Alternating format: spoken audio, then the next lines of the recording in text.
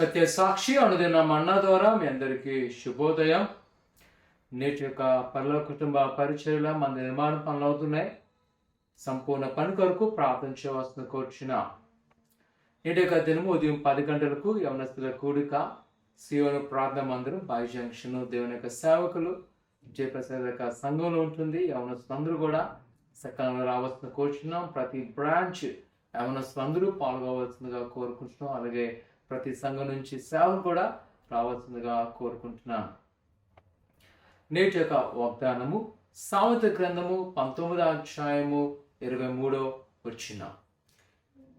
యెహోవా యందు భయభక్తులు కలిగి ఉండుట జీవ సాధనము, అది కలిగిన వాడు తృప్తుడై అపాయము లేకుండా బ్రతుకును. ప్రియ సహోదరి సహోదరులారా, రాజైన సొలొమోను గారికి దేవుడిచ్చిన జ్ఞానాన్ని బట్టి 3000 సామెతలు రచించడము గమనించగలం. అందులో కొన్ని యొక్క సామెతలు గ్రంథ రూపంలో పరిశుద్ధ లేఖనములో పొందుపరచబడినవి. అయితే ఈ యొక్క సామెతల గ్రంథంలో చూసినప్పుడు కొన్ని దేవుని భక్తులుట, మరికొన్ని జ్ఞానకు సంబంధించినవి, మరికొన్ని జీవన విధానములో ఉన్న విషయాలను తెలుపుతాయి. అయితే నేటి దినాన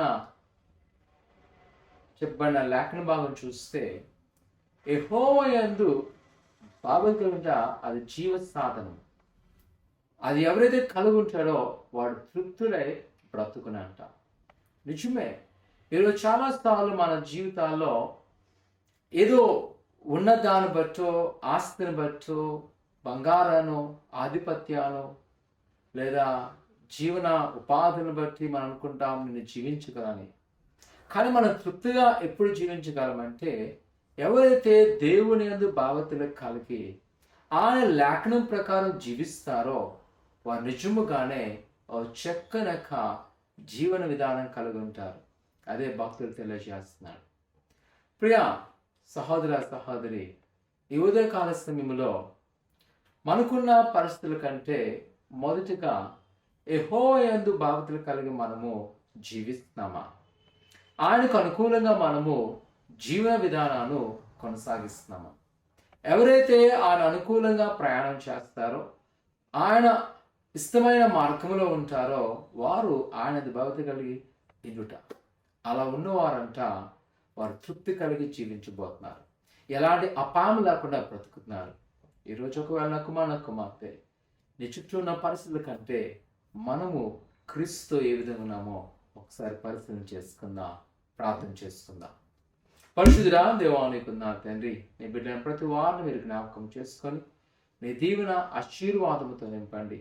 అన్న ఎవరు ఎలాంటి ఒక కదువులో ఉండి ఈ దినా నీతో ఈ యొక్క సన్నిధిలో మరుపెడుతున్నారో మీరు ఆలకించి సమాధానం దయచేయండి. నీ అద్భుతమైన కార్యాలు జరిపించి బలపరచబడుతున్న దేవానికి ఉన్నారు. ప్రభా, ఇదిగో తండ్రి, మందిర పనులు కూడా సాయం చేయండి. నేటి యొక్క యవనస్తుల కోరికను మీరు దీవించని ఆశించి ఫలపరిచేసి మీ కృపాక్షమతో నింపమని ఏస్తున్నాం తండ్రి, ఆమేన్. వీలైన యవనస్తులందరూ కూడా ఉదయకాలం త్వరగా ఆరాధన రావాల్సిందిగా కోరుకున్నాను. దేవుడు దీవించును గాక, ఆమేన్.